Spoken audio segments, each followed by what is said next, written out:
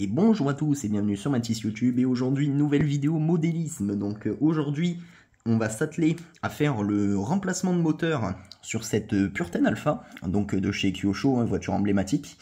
Donc celle-ci n'a pas le moteur mort, au contraire il fonctionne très bien à froid, tout simplement parce que le piston traverse légèrement la chemise et voilà, c'est jamais bon, il traverse à peu près... je dirais de 10 mm, pas plus, mais voilà, ça suffit à avoir des calages à chaud et par moment des pertes de puissance sur le moteur. Donc aujourd'hui on va s'atteler au changement, à faire le swap, donc rien de bien fou pour ce swap, j'ai repris exactement le même. Voilà, un petit GX12 de chez Kyosho, donc un moteur emblématique. Globalement c'est increvable, même avec des problèmes de piston justement, on arrive toujours à les démarrer. Après, les problèmes viennent quand on commence à accélérer et voilà, quand on pousse la voiture un petit peu plus dans les tours. Voilà. Donc aujourd'hui, on va s'atteler à remplacer ce moteur. Donc vous pouvez voir que j'ai déjà démonté la cloche, parce qu'il manque tout simplement le roulement de la petite cage à aiguille. Bon, c'est pas très grave, vu qu'on va reprendre la cloche en acier qu'il y a sur le châssis. Parce que celle-ci c'est une cloche en aluminium, donc oui c'est plus léger, mais ça s'use plus vite, et c'est voilà, c'est souvent de la moins bonne qualité. Les maslots je vais garder les mêmes, et voilà, je vais reprendre ma cloche en acier sur l'ancien moteur. Sur l'ancien moteur également je vais reprendre le carburateur, parce que celui-là est un peu cassé, il a le téton ici pour l'arrivée d'essence qui est pété, donc voilà, ça fuit. Donc je vais d'ailleurs commencer par ça.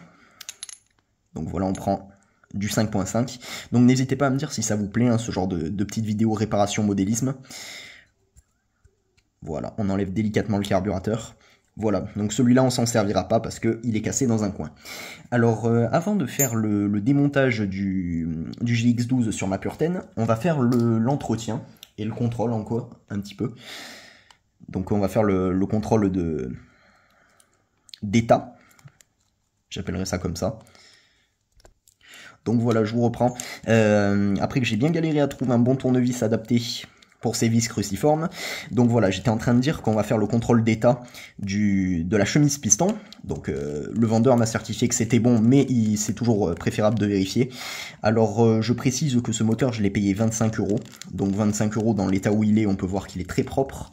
Il n'a pas dû beaucoup tourner, comparé à celui qui est sur ma voiture actuellement. Voilà, on peut voir qu'il est très propre. Mettez pas plus de 50 € dans ce genre de petits moteurs, c'est des petits moteurs extrêmement fiables, d'accord, c'est Kyosho, d'accord, mais voilà, il faut savoir garder ses limites, parce qu'il y a certains vendeurs forcément qui les vendent bien trop cher. Voilà, donc ces petits moteurs là, ils sont, comme je le redis et comme je l'ai toujours dit, chez Kyosho tout est increvable, globalement, mis à part les châssis qui s'abîment un petit peu, voilà. Mais ces petits moteurs, ils ont pas beaucoup de puissance, mais franchement, qu'est-ce qu'ils sont bien. Voilà, je vous les conseille si jamais vous voulez swapper une voiture. Moi, là, en l'occurrence, je reste sur du classique. Aujourd'hui, je swap du Kyosho avec du Kyosho. Voilà. Donc, on va commencer à ouvrir la trappe arrière du moteur. Enfin, le support de lanceur, voilà, comme j'appelle ça. On va juste l'ouvrir et le remonter, bien évidemment. On va pas remplacer de pièces là-dessus. Alors oui, sur ce genre de petit moteur, on peut encore trouver les pistons et les chemises. Mais voilà, ça devient quand même rare. Et ça devient cher, surtout. Voilà. Donc on enlève les petites vis à l'arrière. Celle-là est restée bloquée dessus, comme par hasard. Donc c'est des petites vis BTR, ou VTR, je sais jamais en fait. C'est des petites vis hexagonales, tout simplement. Donc bien évidemment que sur des petits moteurs comme ça, quand on ne sait pas depuis combien de temps ils ont été arrêtés, quand on ne connaît pas l'état intérieur, vaut mieux les démonter. C'est plus simple. Donc voilà, là on va bientôt avoir accès au vilebrequin et à la bielle. Ça permettra déjà d'établir un premier constat. Hop, voilà. Donc on voit ici qu'on est sur un moteur, oui franchement il est propre. Il est plutôt propre. On peut le voir, voilà, à l'état du piston. Quoique la bielle la bielle a été un peu frappée, j'ai l'impression. Et peut-être qu'on a du jeu. Bon, après, rien ne m'empêche de reprendre la bielle sur mon ancien moteur. C'est peut-être ce que je vais faire. Donc là, j'enlève la bougie. Voilà, la bougie, on pense à la contrôler avec un chauffe-bougie. Nickel, elle fonctionne. Donc on va pouvoir la garder. Maintenant, on enlève la culasse, la toute petite culasse du GX12, bon, qui est bien aussi, Elle a été remplacée sur le GX15 par un modèle un peu plus haut, un peu plus grand. Et ben la vache, c'est bien serré. Donc je vous reprends dès que j'ai enlevé la culasse, parce que bon, je pense pas que ce soit les moments les plus intéressants quand je desserre des vis. Voilà, j'essaye de vous reprendre. Voilà, on se retrouve avec la culasse enlevée, avec notre ami le piston qui est bien visible maintenant. Donc le premier constat que je peux faire, c'est qu'il a été bien nettoyé, j'ai l'impression. Il est très... Ouais, il a une très belle couleur. Donc maintenant, ce qu'on va faire, c'est que ouais, j'aurais peut-être dû enlever l'échappement. Avec celui-là, peut-être. Ah, les vis sont foirées. Ouais, les vis sont foirées. Bon, je vais essayer de le faire sans enlever l'échappement. Mais donc là, maintenant, la technique, c'est que vous prenez un riselant, de préférence assez gros, et puis vous allez l'enfoncer dans la lumière d'échappement du moteur. Donc vous essayez de repérer, hein, c'est une lumière qui est sur la chemise, un trou si vous préférez, tout simplement. Hein. Et maintenant, vous l'enfoncez dedans, et puis vous tournez au volant moteur. Donc c'est du Kyosho, hein. Il n'y a pas de souci, la chemise s'enlève très facilement, vous voyez elle est montée presque instantanément. Là maintenant elle est peut-être un peu coincée, oui elle est coincée.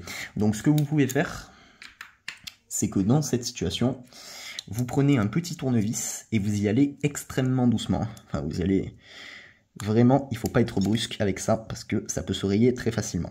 Donc voilà, là j'ai juste donné un petit coup de tournevis plat à la chemise pour la remonter.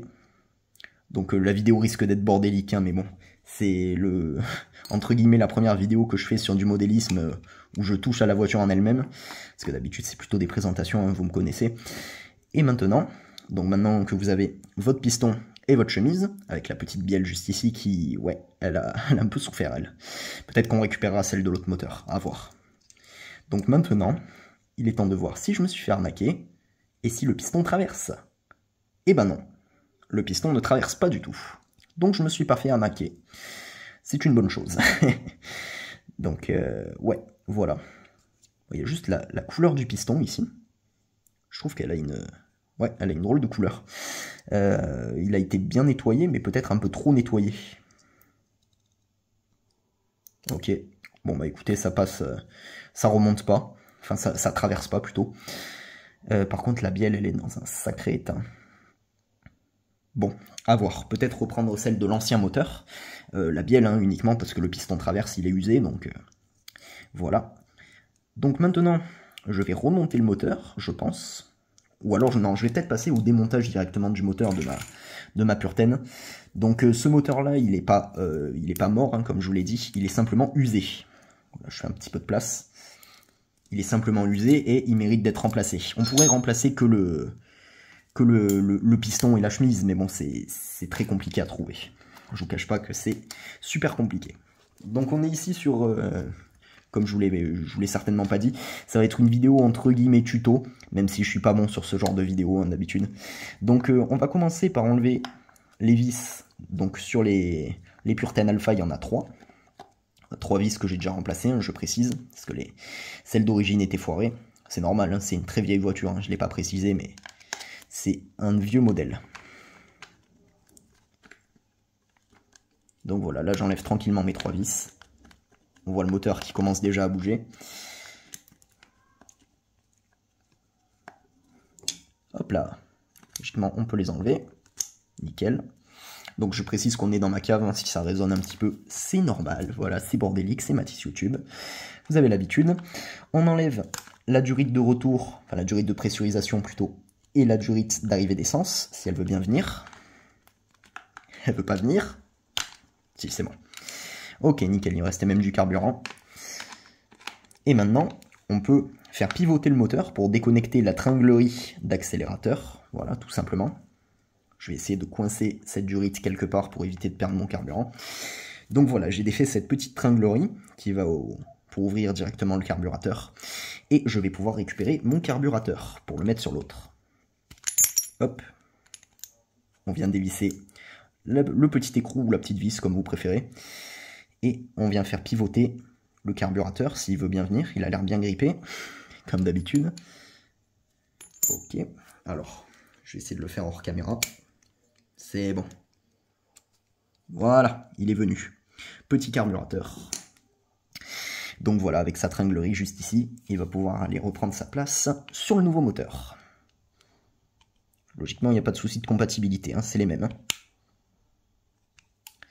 Là, pourquoi? Ok, non, ça a fait bouger l'axe intérieur. Donc je suis désolé hein, si je filme pas beaucoup de trucs. Mais voilà, tout ne se passe pas un peu comme prévu. Voilà, c'est bon. Mais j'ai remis mon carburateur. On peut venir le resserrer. Voilà.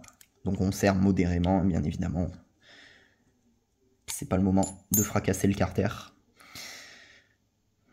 Voilà. Ok, donc il est parfait, il est bien aligné. J'ai fait du beau travail là-dessus. Donc maintenant, je vais m'occuper de l'ancien moteur, récupérer l'embrayage, enfin juste la cloche uniquement, voir si elle est compatible déjà. Et puis voilà, je vous reprends si j'ai réussi à remonter l'embrayage, parce que voilà, à mon avis, il va y avoir quelques soucis. Bon, littéralement 90 ans plus tard, j'ai réussi à défaire la vis de cloche d'embrayage, donc maintenant je peux enlever, voilà, comme ça. Et maintenant, je vais voir si sur le nouveau GX12, ça passe. Logiquement, il ne devrait pas y avoir de problème. Peut-être la cage à aiguille qui est un peu haute plutôt. Non, il n'y a pas l'air d'avoir de soucis. Donc je vais pouvoir remettre directement ma goupille, si j'arrive à la choper. Hop, la toute petite goupille juste ici. Je vais essayer de la remettre... Ah oui, mais je suis con, il va falloir mettre une rondelle. Une rondelle que j'ai ici, qui provient de l'ancien embrayage, encore une fois. Tout simplement, je réutilise les pièces. Ah, j'ai bien l'impression que ça va être chiant, là. Ah là là, j'aime pas adapter les embrayages. C'est vraiment la pire des parties. C'est la partie que je déteste le plus dans une voiture thermique, c'est l'embrayage. Maintenant, le truc est coincé, voilà, nickel. C'est super. Ouais, parce que là, si je remets la goupille, en fait, ça va pas bloquer directement le truc. Ça risque de bloquer juste la cage à aiguille. Et mon embrayage, il va se barrer. Voilà. Donc, est-ce que je peux récupérer l'ancienne... Ouais, on va les défoncer.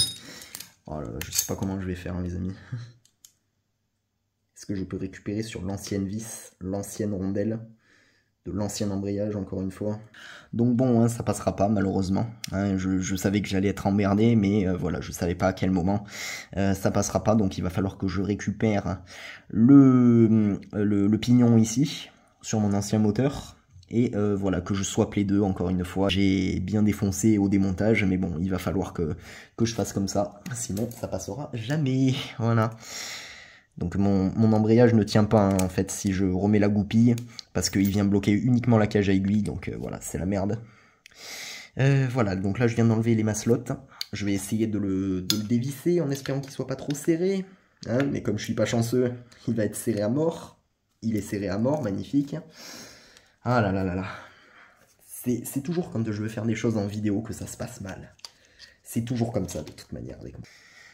Je viens de réaliser que j'aurais pu faire un truc encore plus con, c'est-à-dire que j'aurais pu swapper juste le piston et chemise sur mon ancien moteur. Mais bon, j'aime me compliquer la vie, donc voilà, j'avais envie de faire un truc propre. Donc voilà, bah, à nouveau coupure, hein. Je suis vraiment désolé. Voilà, bon, littéralement 80 ans après, hein, pareil, j'ai enfin réussi à reprendre mon volant moteur, mes garnitures d'embrayage et ma cloche d'embrayage, voilà. Donc pourquoi je tiens absolument à récupérer cette cloche?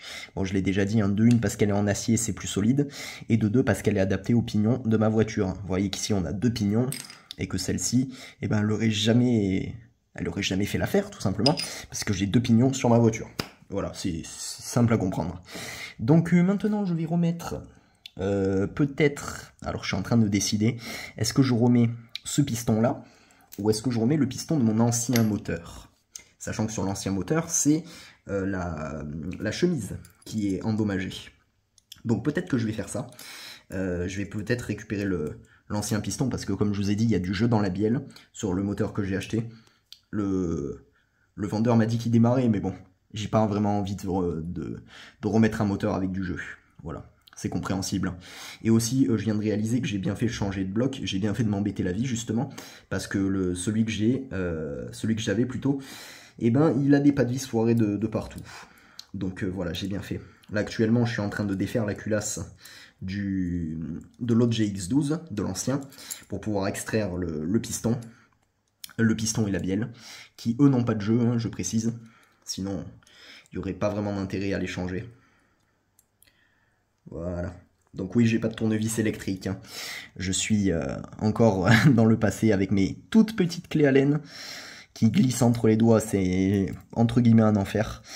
Donc oui, hein, cette vidéo est complètement bordélique, hein, je l'assume vraiment. Et bon, je sais pas s'il y aura du montage fait dessus, mais ce sera la vidéo du week-end, je pense, ou du week-end d'après. Encore à voir. Voilà, bon, n'hésitez pas à me dire si elle vous a plu quand même. Je vais essayer de faire le démarrage en fin de vidéo, de faire le démarrage de la Kyosho. Allez, dernière vis, tu peux le faire. Ouais, les plus attentifs l'auront remarqué, hein, j'ai la tremblote. Hein. Ouais, c'est quelque chose que, dans les moments stressants comme ça, en fait, je suis beaucoup moins à l'aise que s'il n'y avait pas mon téléphone qui me filme, tout simplement. Mais voilà, je suis vraiment beaucoup moins à l'aise. Une vis qui est tombée dans le châssis. Non, elle est tombée à travers le châssis. J'ai de la chance. Voilà. Donc, ancien moteur, bien plus dégueulasse, hein, avec des dégâts de scie ici. Là, c'est quelqu'un qui, à mon avis, a voulu récupérer ou a voulu couper une vis, tout simplement, une vis qui ne venait pas. Donc, voilà, ça a été un peu mal fait. Le moteur a été un peu massacré. Donc maintenant, je vais pouvoir reprendre mon riselant coupé. Donc quand je dis riselant, c'est attache autobloquante, hein, c'est juste que, voilà, c'est vocabulaire du sud, tout simplement. Voilà, je suis obligé de remettre le volant moteur, sinon ça tournera jamais. Hop, franchement, les moteurs Kyosho, ils sont très bien. Parce qu'il y a globalement tout qui est simple à faire dessus. Vous voyez, là j'ai pu faire remonter la chemise tout à fait simplement. La qualité sera peut-être pas au rendez-vous non plus, hein, comme je vous l'ai dit, c'est bordélique. Maintenant, j'enlève mon ancienne chemise, celle-là elle part à la poubelle directement, je vous le dis.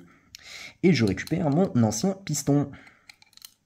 Voilà, l'ancien moteur, au revoir. Voilà, ancien piston juste ici, avec une plus jolie couleur je trouve. Voilà, quand on compare avec l'autre. L'autre, on dirait vraiment qu'il a été nettoyé, mais nettoyé au papier abrasif. Donc il est rayé. Et franchement, ça me va pas du tout. Donc, ok, nickel. Donc mon piston n'est pas vraiment autant endommagé que ça. C'est pour ça que je dis que j'aurais pu changer que la chemise. Mais bon, je préfère, comme je vous dis, j'ai préféré m'embêter la vie. Et voilà, changer tout le moteur, comme je vous ai dit, avec des pas de vis, foirés sur le bloc directement. Donc voilà, ça aurait pas tenu longtemps comme ça. Donc là, nickel, il n'y a rien qui traverse. On est sur une base saine. Quoique si je pousse un peu haut, ça traverse. Mais bon, ce sera toujours moins haut que sur l'autre chemise. D'ailleurs, je vous fais voir, hein, avec l'ancienne chemise juste ici, je vous fais voir à quel point ça remontait. Voilà, on peut le voir. Hein. Là, c'est passé complètement au-dessus. Donc sur l'autre moteur, c'est pas comme ça. Après, j'aurais pu également récupérer uniquement la bielle de mon ancien piston pour le mettre sur le nouveau. Parce que là, la bielle, ouais, la garniture a été un peu mangée sur le nouveau piston. C'est dommage. Donc voilà, bah, je vais être obligé de récupérer mon ancien piston. C'est pas très grave. Donc avant, je vais regarder comment on met cette chemise dans le moteur. On peut se fier aux traces de carburant qu'il y a de ce côté-là. Donc le piston, il se mettrait dans ce sens, ouais, avec le petit trou orienté vers l'arrière du moteur. Ouais, c'est exactement ça. On recale la bielle, voilà, c'est parfait. Hein. Sur les deux temps, c'est plutôt simple à faire. Et maintenant, la chemise, on la met avec la lumière d'échappement. Vous vous souvenez, la fameuse lumière orientée vers l'échappement. Voilà, tout simplement. Donc j'espère que c'est les mêmes. Oui, c'est exactement les mêmes. Ensuite, on essaye de guider. On met le piston au point mort bas et on essaye de le guider dans la chemise. Ça, c'est souvent l'étape qui peut prendre le plus de temps.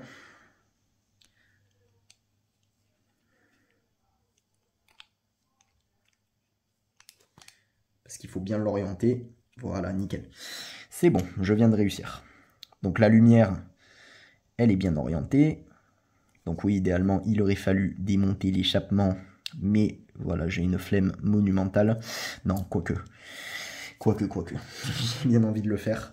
Même si les vis ont l'air bien foirées, ça a l'air bien chiant pareil. J'ai jamais de chance, moi, sur le RC thermique.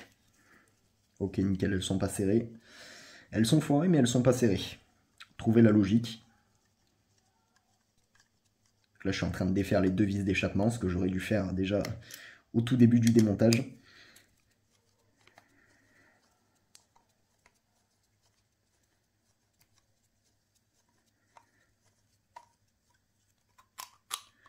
C'est bon, j'y suis presque. Donc oui, hein, s'il y a des blancs, pareil, on va dire que c'est normal.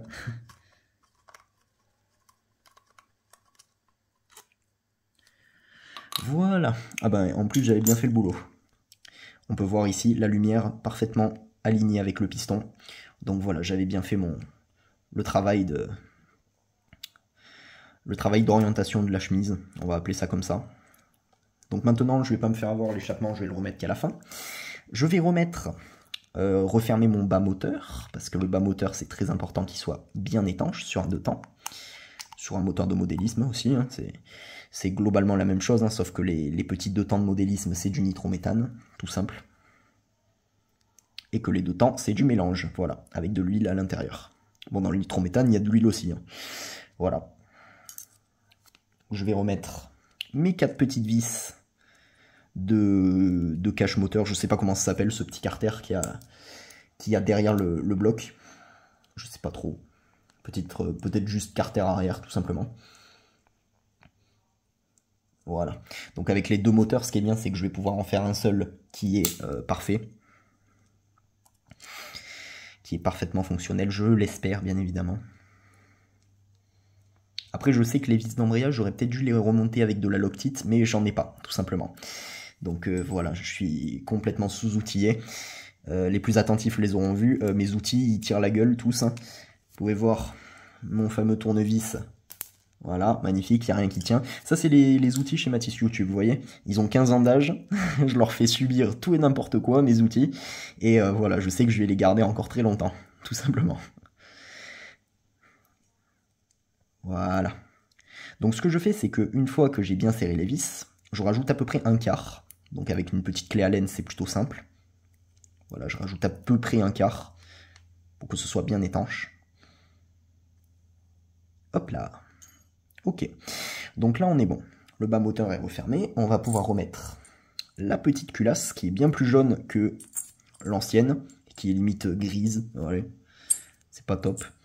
Voilà, donc on va pouvoir remettre ceci. J'avais fait une petite marque, voilà, pour signifier l'arrière de la culasse. Une petite marque au tournevis, juste ici, pour, voilà, pour reconnaître le sens de montage. Et puis là, c'est pareil. Il faut que ce soit bien étanche. Combien de fois ça m'est arrivé de déclarer un moteur mort alors qu'en fait c'était la culasse qui était mal serrée.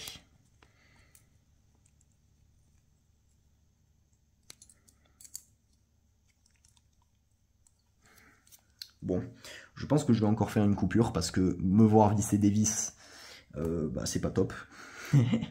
Je comprends le spectateur devant la vidéo qui se dit quand est-ce qu'il va arrêter de nous baratiner avec ses vis et quand est-ce qu'il va nous faire voir le vrai tuto. Donc voilà, je fais une coupure et je vous reprends dès que j'ai fini de resserrer le moteur. Voilà, donc j'ai fini de remonter le moteur, hein, il a retrouvé un état plutôt joli, après un petit coup de nettoyage au chiffon vite fait. On peut déjà écouter, on a un bruit plutôt sympa, ce qui signifie qu'on a bien remonté le bas moteur, hein. Quand ça commence à faire ce bruit, c'est que c'est bien étanche en bas généralement. Donc voilà, la cloche qui tourne, ouais, elle tourne pas trop librement, mais bon, on va dire que c'est déjà bien. Voilà, ça va être le titre de cette vidéo. On va dire que c'est bien alors que ça ne l'est pas. Donc maintenant, on va pouvoir remonter l'échappement. Il va falloir choisir un sens. Comme ça, comme avec le logo Kyosho au-dessus. Ou alors comme ça, avec le logo Kyosho en dessous. Donc, bien évidemment, avant de remettre l'échappement, on va récupérer le joint sur l'ancien moteur, toujours, le joint d'échappement. Parce que je n'en ai pas de neuf, bien évidemment. Vous commencez à me connaître, hein, j'aime beaucoup faire avec l'occasion. C'est d'ailleurs pour ça que le site où je commande tout le temps, c'est Le Bon Coin. Ah, je vous mens pas, ces vis d'échappement, dès qu'elles foirent, c'est la merde à enlever. Et elles foirent toutes. C'est surtout ça le problème. Donc je précise que je ne suis pas du tout pro en modélisme. Je l'ai déjà dit, hein, cette vidéo, je la fais uniquement pour vous faire voir comment moi j'aurais changé mon moteur. Mais voilà, je ne suis pas du tout un exemple à suivre. Hein. Notamment remettre un vieux joint qui à la base n'est même pas prévu pour cette voiture, hein, enfin pour ce moteur-là. Mais voilà, je le mets quand même. C'est pas du tout quelque chose à faire. Hein. Généralement, ça aurait été préférable d'attendre les pièces neuves. Mais bon, comme vous commencez à me connaître et que la patience et moi, ça fait un peu 90 milliards. Hein. Voilà. Je vais remettre ça. Et puis les pièces neuves, je les mettrai dès que je les recevrai. Voilà, tout simplement.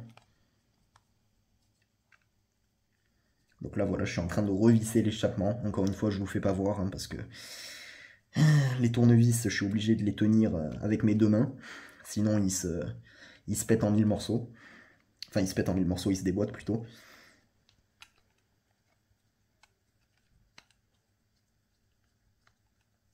Donc là, j'ai une vis qui descend pas. Pourquoi ?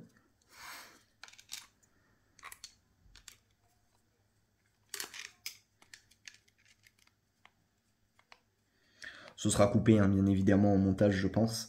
Les moments où il se passe rien. Pour raccourcir déjà la vidéo, on est déjà à 27 minutes. C'est la première fois que je fais une vidéo aussi longue, je crois.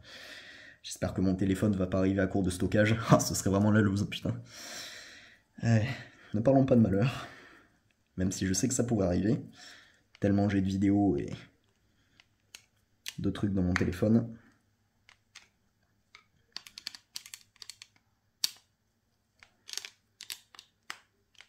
Voilà, échappement, c'est monté. Voilà, une étape de plus de faite. Je vérifie juste que... Oh la vie, c'est foiré aussi, il n'y a rien qui va. Je vérifiais juste que mon embrayage était bien serré. Voilà, donc on va pouvoir remettre le moteur, enfin, sur le châssis. Et puis après, on fera les tests. Donc il n'y aura pas de test en roulage, hein, il y aura juste un test de démarrage et on fera quelques petites accélérations. Parce que oui, je suis dans ma cave, donc je peux pas trop me permettre que... Ça pue la fumée, en plus c'est une fumée un peu spéciale, la fumée de 2 temps thermique, parce que comme je l'ai déjà dit, hein, c'est du nitrométhane, donc ça a une odeur vraiment particulière, et ça a tendance à irriter les yeux. Voilà, donc là j'ai tout simplement remis mon moteur avec la petite tringlerie sur mon cerveau d'accélération, voilà exactement à l'inverse du démontage, et maintenant je vais pouvoir ajuster ma cloche avec ma boîte de transmission arrière, qu'on peut également appeler différentiel arrière, hein. Je sais que le vrai terme est différentiel. Je vais remettre mes vis, mais je ne vais pas les serrer. Donc je ne vais pas les serrer pour pouvoir ajuster le moteur. Donc encore une fois, sur Kyosho, c'est plutôt bien fait, parce que on a les vis qui se trouvent directement sur le carter alu. Donc généralement ça casse. Hein. Ça casse ou ça foire. Ok, nickel. Ma vis rentre sans problème. Donc je remets les anciennes vis, pareil, un truc à pas faire. Comme je vous l'ai dit, je ne compte même plus le nombre de choses qu'il ne faut pas faire dans cette vidéo. Hein. Encore une fois, ce n'est pas un tuto. J'ai dû dire que c'était un tuto, mais ce n'en est pas un. C'est juste moi... c'est juste moi qui fais des expériences un petit peu à ma façon. J'aimerais faire en sorte que cette Purten Alpha soit plus ou moins neuve. Que le châssis, déjà, il est en bon état, hein, mais voilà, c'était que niveau moteur qu'il y avait des soucis.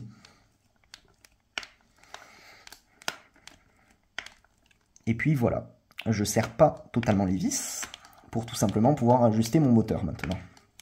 Voilà, je les mets à fleur. Et puis maintenant, vous voyez que le moteur il bouge. Et il va falloir bien se caler au niveau des dents. Parce que si les dents sont mal calées, le moteur va tourner dans le vide. Et déjà, ça peut endommager votre moteur d'un sur-régime, tout simplement. Ou ça peut endommager, pire, la couronne de dents de la voiture, qui elle est en plastique comparée à l'embrayage. Pour ceux qui ne voient pas de quoi je parle, la couronne qui... Ah non, ça c'est un embrayage, mais ça c'est une cloche. Mais je parle de cette couronne en plastique qui est ici. Voilà, on voit quasiment rien. Mais voilà, elle est en plastique et elle est fragile. Sur certaines voitures, c'est bien parce qu'elle est en métal. Mais voilà, pas sur cette Kyosho, hélas.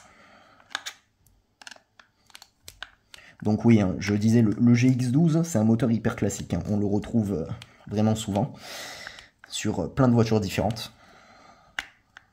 Mais généralement, c'est le moteur des Purten. sur les Purten GP Speeder ou les Speeder MK2 tout simplement de chez Kyosho, on retrouve un GS11R. Donc le R, je sais pas trop pourquoi il est fait, mais... Oh super, j'ai perdu. Génial, j'ai perdu du carburant, ça s'est mis à couler. Nickel, c'est trop bien. J'espère qu'il en reste assez pour démarrer. Sinon, bah, j'en remettrai, hein, tout simplement. Je vais essayer de redresser un peu. Non, si je le redresse, ça fait la merde.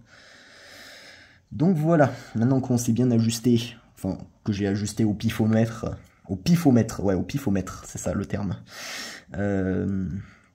Ouais, le terme de cette vidéo, c'est pifomètre, tout simplement. J'ai ajusté complètement au pif. Donc voilà, on va dire que c'est bien, même si ça ne l'est pas encore une fois. Mais j'ai bien revissé le moteur. Il ne bouge plus d'un poil. Je vais aller chercher peut-être un chiffon. Parce que voilà, j'ai foutu du carburant partout. C'est cool, c'est con, c'est du carburant que je voulais utiliser pour mon démarrage. Je vais chercher du chiffon et voilà, je vous reprends. Voilà, moi, je viens juste d'essuyer la merde que j'avais fait sur le sol de ma cave. Donc maintenant, on va pouvoir choisir de remettre la bougie qu'on veut. Je pense que je vais remettre... Oui, celle-là a l'air de s'allumer sans problème. Donc je vais remettre celle-là, hein, tout simplement. Avec mon petit outil spécial modélisme. Voilà, et puis là, on serre modérément. C'est pas une 205 GTI, hein, c'est du modélisme. Donc ce serait con de foirer la culasse. Donc maintenant, on va pouvoir passer au démarrage. Oui, enfin. Donc, je vais contrôler... Ouais, c'est bon, mon carburateur s'ouvre bien. On va se mettre peut-être un petit filet de starter pour le démarrage, en espérant que ça fasse pas trop de bruit, même si ces moteurs ils sont un peu silencieux, généralement. Et puis maintenant, on va prendre le tuyau de pressurisation, et bah déjà, je vais peut-être remettre un peu de carburant. Je vais aller chercher mon jerrycan. Voilà, bidon de carburant, 16% Racing Experience Hotfire, voilà.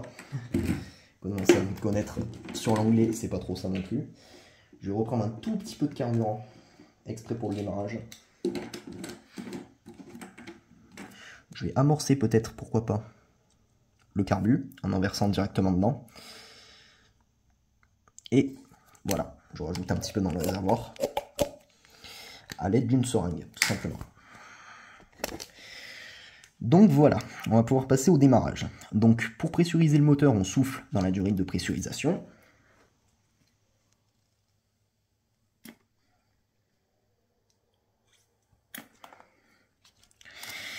Voilà, maintenant qu'on voit que le carburant est arrivé par la durite, j'espère qu'il est arrivé. Bon, on va dire que c'est bon. On fait tourner un peu le moteur pour dégorger. Déjà, je constate qu'il a plus de compression que le premier. C'est une bonne chose. On vient prendre notre chauffe-bougie. Et je vais faire en sorte de ne pas le laisser longtemps, parce que ça risque de faire du bruit. Nickel. Hop, on vient mettre notre chauffe-bougie, et logiquement... Ok, donc là, il vient de lâcher. Peut-être un peu engorgé. On va refaire un essai.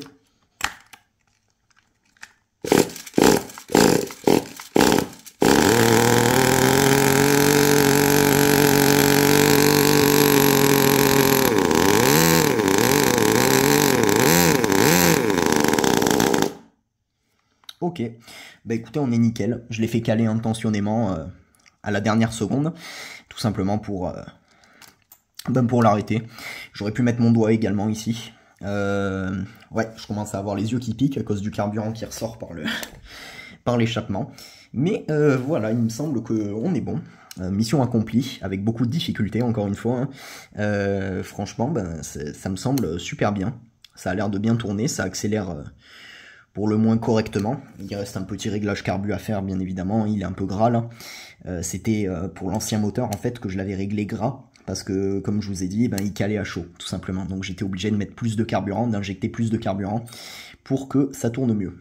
On va faire un petit essai, juste voir si la transmission fonctionne. Je vais peut-être prendre... Merde, je me souviens plus quelle télécommande j'ai pris. Si, celle-là. Voilà. On va faire un petit essai de juste la faire juste la faire accélérer par elle-même avec la télécommande. Ça évitera de me cramer les doigts comme je viens de le faire. On va se régler un petit ralenti. Non, ça c'est la direction. Voilà, on ouvre un petit peu le ralenti. Allez, on redémarre encore une fois. Et dernière fois cette fois-ci.